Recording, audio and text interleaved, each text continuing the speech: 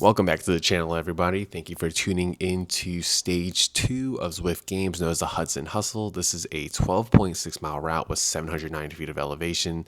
Thank you for those that tune into stage 1. I really do appreciate it. So starting off with this route, my heart rate is already going up pretty quickly just because in the very first few miles, or at least the very first half of the race, there's a lot of climbs. And it's not like not long climbs. It's all short, punchy climbs. So nothing long in length. I think like maybe less than zero point 0.1 miles for each one, if that. As you can see, some of them are yellow, some of them are red, but nothing long in length up until you get to the very first quote unquote major climb. That one is a little bit longer, and that's where everything starts spreading out. But for the first 2 miles or so, you'll see there are some snaking going on in the group, but it does end up kind of coming back together for a little bit. My aerobic capacity is not really the best, so that's something I am working on. And hopefully, with these short, punchy climbs, if I continue to work on it, I'll do better at it. I'm not a climber whatsoever. I mentioned this in stage 1, so an area I do want to improve on.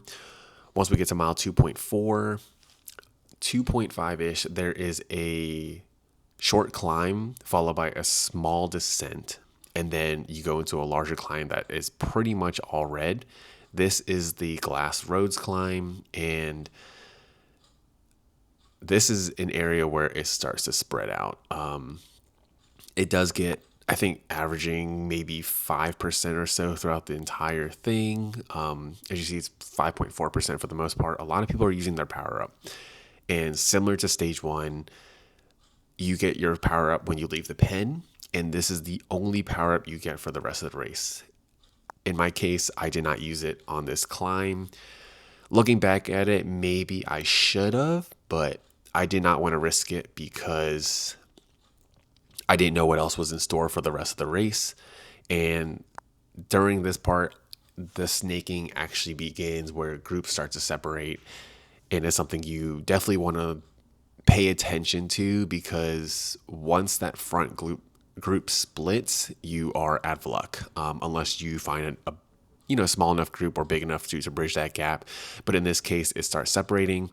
And essentially, this is where I get dropped. Roughly mile 3.3, 3.4, I am trying to lower my heart rate. It is averaging about 185 beats per minute. We are getting close to the max heart rate for me at 198, and we are only at mile 3.6. So my goal here was to bridge that gap between the small group in front of me.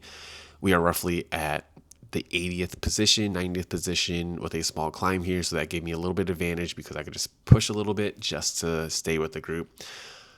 But if you can see ahead, the 80 or so people ahead in that first group actually start taking off. And this is where the gaps start to happen.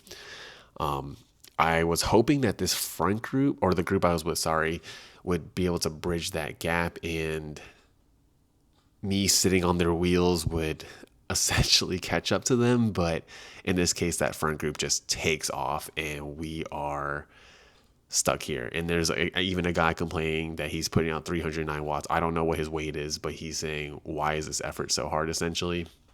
So that's something to take note of. So I'm not the only one struggling. I know other people are, but for the most part, he was able to maintain with that front group.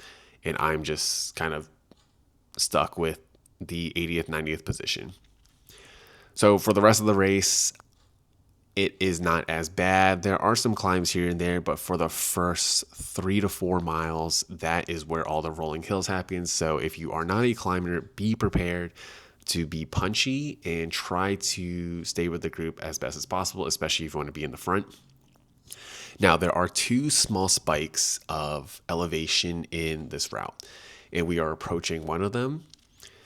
And this is where it's similar to kind of like Mario Kart if you go over one of those fast assisted push places. I don't know what exactly it's called, but in Zwift, it is essentially an assisted climb. So we hit mile 7.2 here.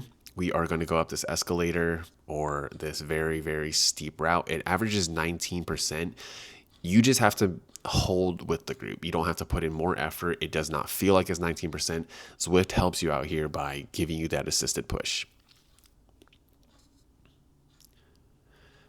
All right, so now we're continuing throughout the race. My heart rate is still roughly around 180, 170s, and I don't know if it's just me, but whenever I look at my heart rate, it just starts to spike up a little bit. And then when I look away and just focus on the race, it goes down a little bit. So it's one of those things I need to work on.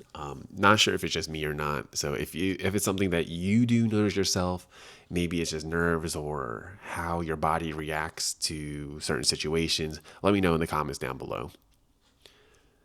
So we are approaching some small climbs throughout this race. Again, this group just kind of maintains itself, and you can actually see there are 3 separate groups in front of me. The gap isn't really huge, but it isn't small. I think the first group is about a minute ahead, and then the second group is 30 seconds behind them, and then we're 30 seconds behind that second group. So roughly a minute behind the main pact. And of course, over time, that time does spread out.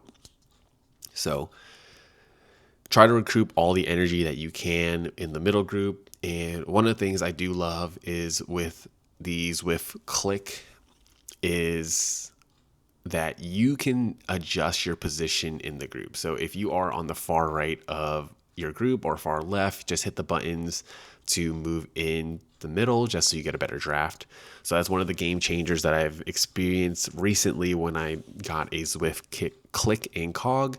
And the main reason I got it was because my current trainer bike is Shimano and my outdoor riding bike is SRAM. So really, really great for interchangeably. So we hit miles 10.7 here, where there is another assisted climb, and we are just going to finish off the race from there. Not too much left. Everyone is just kind of holding in position, just trying to draft and use a little energy as possible. I'm not even averaging that many watts, around 2 to 2.5, depending on how things go.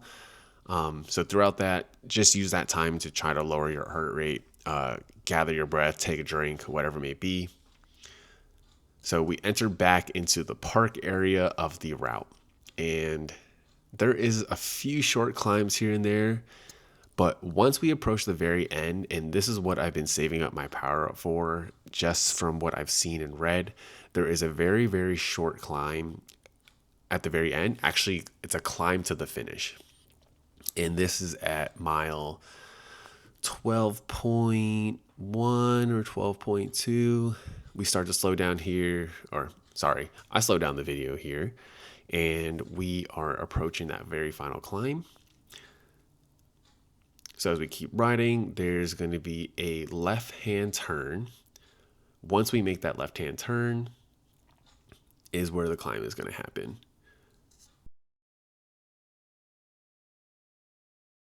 You can see some people are already starting to activate their power up, but we haven't hit any of the elevation yet. So we are now going up, and as you see, it's yellow, red, yellow.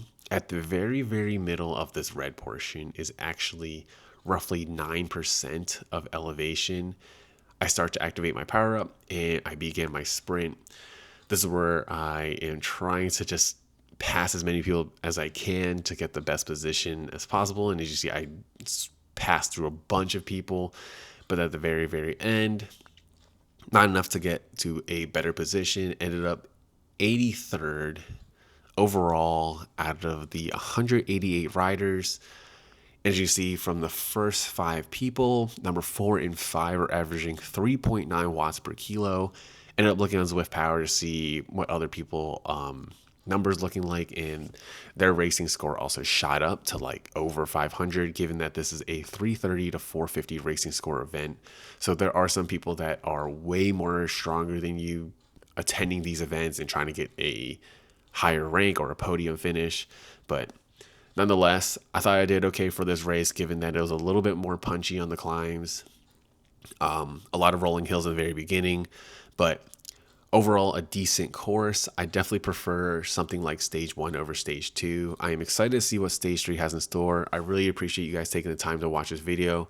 If you guys enjoyed it, please give it a like, and I'll see you guys on stage 3.